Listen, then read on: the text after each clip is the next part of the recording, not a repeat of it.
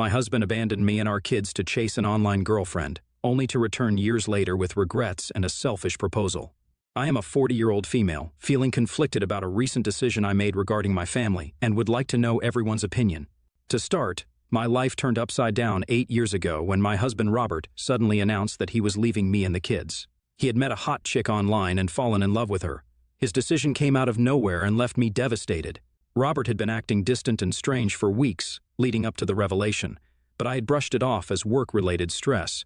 We had been married for over a decade and had stuck by each other through thick and thin. I had known him for half my life, and we had built a family together. The possibility of infidelity had never crossed my mind. One evening, Robert finally confessed that he had met someone. Those words broke my heart.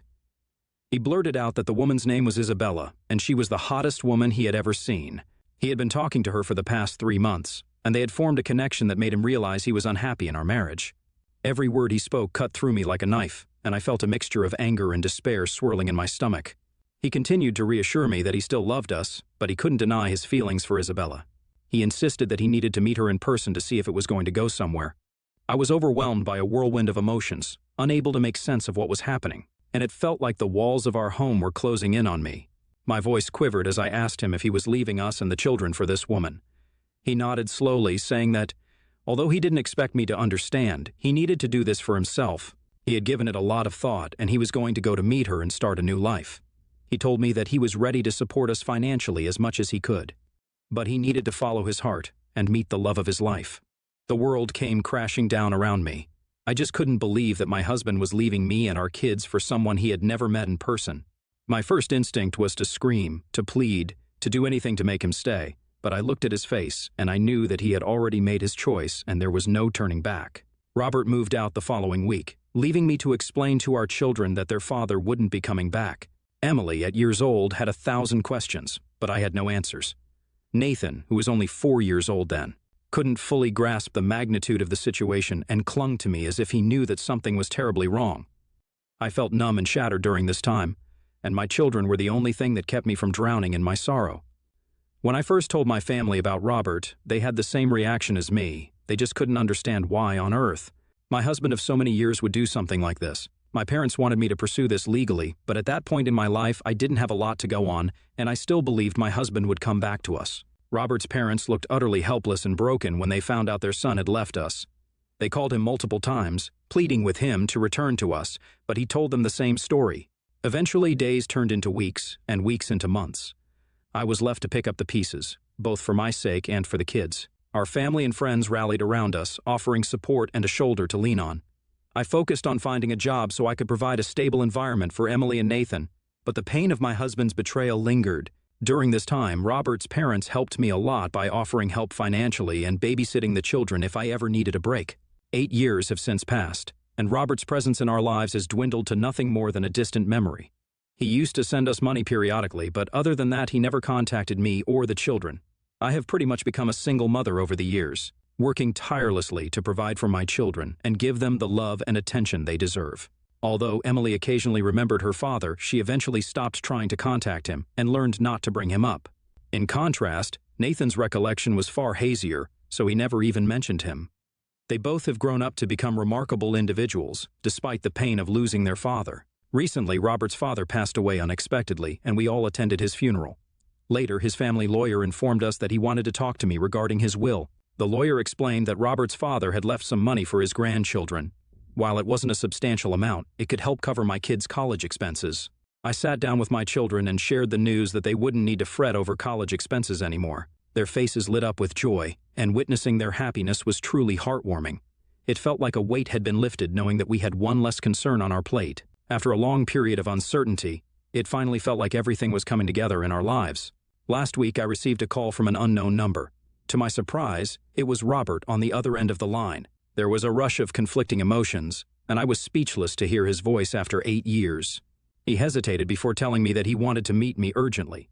I was confused, so I asked him to clarify. He admitted that he wanted to discuss an offer with me and kept pleading with me that he had to see me. I couldn't understand why he was calling me now, after so many years, when he didn't bother contacting me before. His repeated pleas were difficult to ignore, so I took a moment to gather my thoughts and finally agreed to meet with him alone, albeit cautiously. The Rendezvous was set, and we decided to meet at a cafe near my office. As I hung up the call, a whirlwind of questions and uncertainties filled my mind, leaving me anxious about meeting him. After 6 years, I decided not to tell my kids anything until after I met him, to see what was the offer he kept talking about. The days leading up to our scheduled meeting were a roller coaster of emotions. I couldn't help but replay the past in my mind, recalling the pain of Robert's sudden departure, the struggles of raising our children alone, and the years of trying to come to terms with his abandonment. On the day of our meeting, I arrived early, nervously sipping my coffee as I waited for Robert. It wasn't long before he walked in, approaching me with a mix of hesitation and determination. I noticed he looked older, worn, and somehow different from the man I had married. Our initial exchange was filled with awkward silences and tentative words. We avoided the elephant in the room, focusing instead on polite greetings and catching up on the years that had passed. It was as if we were two strangers trying to navigate the remnants of a past life. Eventually, Robert gathered his courage and began to explain the reason for his sudden reappearance in our lives. He spoke about how Isabella didn't turn out to be the woman he thought she was. It turns out she was actually a single mother herself, but had never revealed the truth to him until he had left us and was standing in front of her doorstep. Their relationship faced numerous challenges, mainly stemming from her gambling addiction, which led her to squander all of his money. They argued frequently, but Robert had chosen to stand by her, hesitant to give up on someone else again. However, when his father passed away recently, he realized how short life was to remain in an unhappy situation every day. He spoke about how much he missed everyone back here, and was disappointed with the choices he had made 8 years ago. Robert continued, saying he had fought several times over the years of coming back to us, but didn't have the strength to face us. He then revealed that his father had bequeathed him their lake house, which was this huge property where we used to go for vacations back before Robert left us. He told me he wanted to sell the house, which would allow him to be set for the rest of his life. I nodded quietly, listening to him. Robert then dropped a bombshell. He proposed that he wanted to come back to us and give our children a luxurious life. He assured me that I would never have to work again in my life if I accepted him back into our lives. I stared at him in disbelief as he assured me we could live the rest of our lives without worrying about money. Basically, Robert wanted us to reconcile and give our family a second chance, using the inheritance to build a better life together. I weighed Robert's words carefully, understanding the potential benefits that the inheritance could bring to our family. However, it was impossible to forget all the years he had been absent, leaving me to fend for our children. As much as the idea of financial security appealed to me, I couldn't ignore the pain and anger that had built up over the years of his abandonment. So I firmly told him that while I appreciated the offer, I just couldn't forget the last 8 years. I told him that I had been raising the kids alone while juggling work, and while we may not have everything now, we did have a stable life. I told him that I couldn't risk putting myself and my children through the pain again. I wanted to protect them, and I wasn't sure if I could ever trust him not to leave us again. Robert kept pleading with me to reconsider, his eyes filled with desperation, but I knew that if I allowed him back into our lives, I would be taking a huge gamble on family stability. My heart ached a bit at the thought of rejecting his offer, especially considering the financial relief it could bring, but I couldn't overlook the emotional scars he had left behind. Since my meeting with Robert, my parents have been asking me to reconsider my decision to reject his offer. They kept telling me that after what he has put us through, the least he could do now was provide me and our children with a better life, free from financial worries and limitations. My parents kept arguing that people can change, and perhaps Robert has realized his mistakes and truly wants to rebuild our family. They think I am being selfish and want me to put my children's comfort above my heartbreak. I've been spending many sleepless nights wrestling with my choice. I haven't been able to bring myself to tell my children about Robert's return. I worry about how they will react to the news and how they will process the idea of their father re-entering their lives after years of absence. I've been questioning my own judgment, torn between the potential benefits of accepting Robert's offer and the memories of our painful past. So Reddit, am I the a-hole for rejecting Robert's offer and possibly keeping my children away from a better life? Update 1. In just a few days, I have received thousands of comments and messages from people. I am glad that a majority of you don't think I'm the a-hole. I listened to everyone's advice and decided it was time to have an open conversation with my children about Robert. The last thing I wanted was for him to reappear in their lives, taking them by surprise suddenly. Today, I sat Emily and Nathan down after dinner so I could gently broach the subject with them. I began to tell them about their father's unexpected reappearance and his offer to come back to our lives. Their faces reflected a mix of curiosity and confusion as they tried to understand what I was saying. When I told them that he had inherited the lake house and wanted to sell it to help us financially, their reactions varied. Emily, now years old, exhibited a range of emotions, from anger to shock. She was as confused as me and couldn't understand why Robert wanted to return to us after so many years. Although she remembered her father and sometimes missed him, she also remembered the pain she had felt in his absence. She said that she had missed having a father figure in her life initially, but had eventually learned to live without him and did not want him anymore. Nathan, who's now 12 years old, told us that he didn't remember Robert at all, so he didn't care much that I had rejected the offer.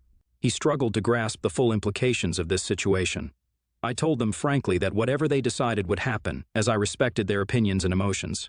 Emily expressed that she had absolutely no desire to meet him, and Nathan agreed, saying that he was content with how things were. I realized that although the thought of potentially mending our family was enticing, the scars from the past ran deep, and my children's well-being was paramount in my mind.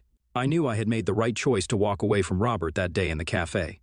Following this, I plan on talking to my parents about the next course of action. Contrary to popular opinion, I never planned on staying married to Robert, but he left before we could go through with a divorce. I did not have the resources to go against him then, but I have since realized that there is no point in staying married to this man anymore. Update 2.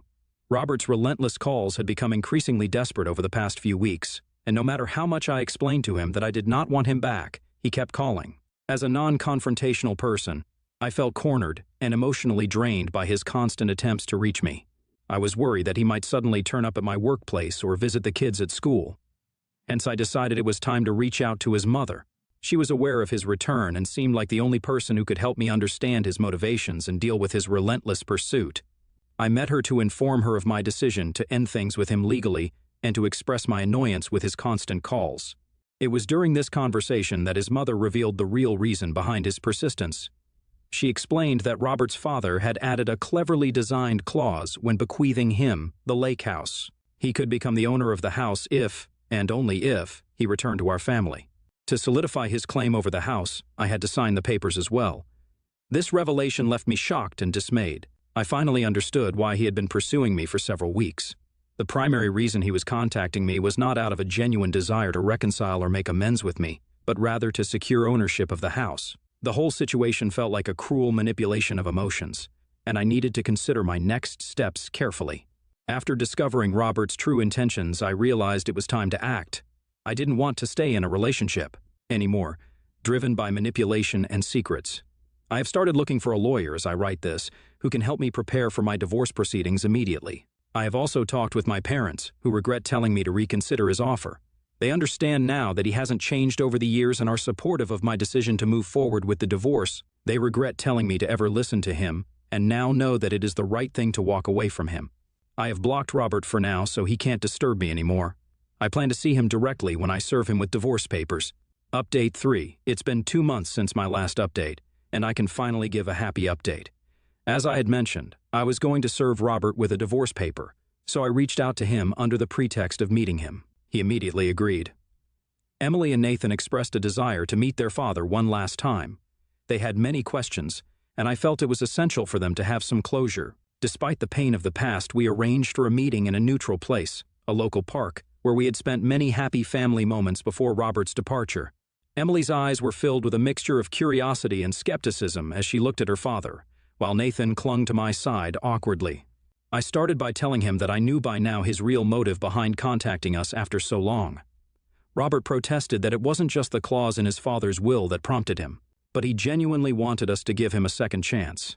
I shook my head in disbelief, knowing that I could not trust another word out of this man's mouth. I told him that we were finished, and that the least he could do was give our children some closure by answering their questions. He nodded solemnly. Emily started by asking him if leaving us for another woman was worth it. Robert shamefully looked down as he answered that he was lost and had made a terrible mistake. Nathan, with a more straightforward approach, asked him if finding his happiness was more important than leaving his children with his wife. Robert took a deep breath before responding that he thought he wasn't thinking straight at the time and admitted that he was wrong in leaving us. My children, perceptive and strong, weren't satisfied with just those answers. Robert tried to justify his affair, saying that it was his midlife crisis. As the conversation continued, Robert shared painful details of his life with Isabella, the struggles they faced, and the realization that he had been chasing an illusion. Emily and Nathan listened attentively, although I doubt they believed him. They asked him why he had never kept in touch and if he really regretted leaving us. I could feel the pain in my children's voices. Robert admitted that he had been overwhelmed by his own guilt and didn't know how to face the consequences of his actions. He reiterated that he wanted us to be whole again, and that he could provide us with a luxurious life now. As I looked into my children's eyes, I knew that the decision was clear. They did not believe him, just like me, and would not allow Robert to waltz back into our lives, offering money as a quick fix for the damage he had caused. It was a matter of principle, of standing up for the strength and resilience my children and I had shown over the past 8 years in his absence. Determined, I told him that we had moved on from him and did not need him or his money anymore. I served him the divorce papers as he looked at it with a mixture of remorse and disappointment. He pleaded with me that he genuinely wanted to make up for those years, but I was resolute in my decision. He then offered to split the lake house sale proceeding with me, telling me that in this way we could both benefit from it. Emily spoke up that we didn't need his charity money, and Nathan nodded in agreement, adding that we had what we needed to be happy. At this point, I guess Robert finally realized what a huge blunder he had made and started to cry. He kept apologizing to the kids, saying he had made a terrible mistake by leaving us, and he understood that we could never forgive him. That day, as I walked away from the park hand in hand with Emily and Nathan, I finally felt free. It had never occurred to me the burden I had carried quietly for the sake of my children. It felt good watching my children stand up for me and have my back. Our divorce will proceed as I have decided. I know that it's going to take a while before I am freed of him legally, but in the meantime, I plan on taking some time off so I can spend some time with my children. I plan on taking them to Disneyland, a trip we've been looking forward to for a long time. I want to create beautiful memories with my children, filled with laughter and joy, to help offset the painful memories of the past. I know as long as we have each other, we can face whatever the future holds with strength and resilience. Despite the challenges and emotional turmoil we have faced, my children and I are on a path towards healing and creating a new, stable, and honest life. This chapter is far from over, but we are going to be writing our own story from now on, and I'm determined to ensure it's one filled with love, trust, and growth. Update 4. Since my last update, I have some exciting news to share. I was promoted at work, and it feels like a huge accomplishment. It took me a long time to reach this position, but I'm finally earning a comfortable income that allows me to provide even more for my family. The promotion not only brings financial security, but also the satisfaction of knowing that my hard work and dedication have paid off. In the end, things are going well with the divorce proceedings. I've hired an excellent lawyer who, after finding out the history between my husband and me, is confident that it will be a smooth divorce. Although it may not be a simple process, it is necessary for our closure and a fresh start. My family and friends have stood by my side throughout this time, providing support. Now that I'm earning more than enough, I plan on sending my children to therapy. I understand that my children might have abandonment issues, so that they can better process their emotions and work through any lingering issues. I have been researching therapists with expertise in dealing with such issues, and have found a compassionate and experienced therapist who specializes in helping children and families navigate complex emotions. Meanwhile, as a parent, I believe in promoting the exploration of my children's interests other than studies. My daughter Emily has a remarkable talent for art and spends hours creating beautiful paintings that adorn our home. My son Nathan has always had a natural talent for soccer, and we spend our weekends attending his games and cheering him on. I am proud to see my children thriving in their lives. Regarding Robert, we have not been in contact, and I believe it is best to keep it that way. As many of you correctly assumed, his affair partner Isabella unexpectedly contacted me one day. The message was not an apology as one might expect, being that she was the other woman, but rather anger and resentment towards me for allegedly taking Robert away from her.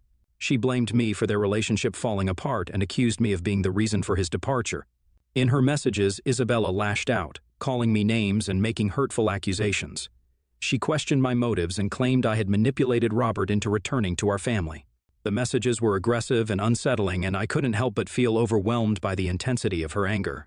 I couldn't believe that this woman had the audacity to be angry at me when she was the reason behind my family breaking up 8 years ago. I responded to her, stating that I had no desire to be with Robert and that I was in the process of getting a divorce. I reminded her of the pain and confusion that my family had gone through when Robert left us for her and told her that she had no right to contact me. I stressed how our lives had been turned upside down all those years ago, and how my children had suffered as a result. I made it clear that I never wanted him back, and if she needed to blame someone, then she should blame herself and her gambling addiction.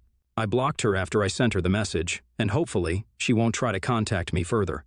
I don't want her to mess up the peaceful life my children and I have built. As for Robert's mother, I do talk to her sometimes, as she has always been kind to me. She has expressed her regrets about how things have turned out and wants me to do whatever it takes to be happy. Interestingly, his mother also revealed that, due to my decision not to reconcile with Robert, the lake house would not be going to him, as his father had intended. This revelation was unexpected, although it also felt deserving. This man's selfish decisions had not only shattered our family, but also another, so it was only fitting that he should suffer. It was time to move forward and leave the past behind. I know it is going to be a challenging journey, but the healing process is well underway. My children are growing and thriving, and our future looks brighter with each passing day.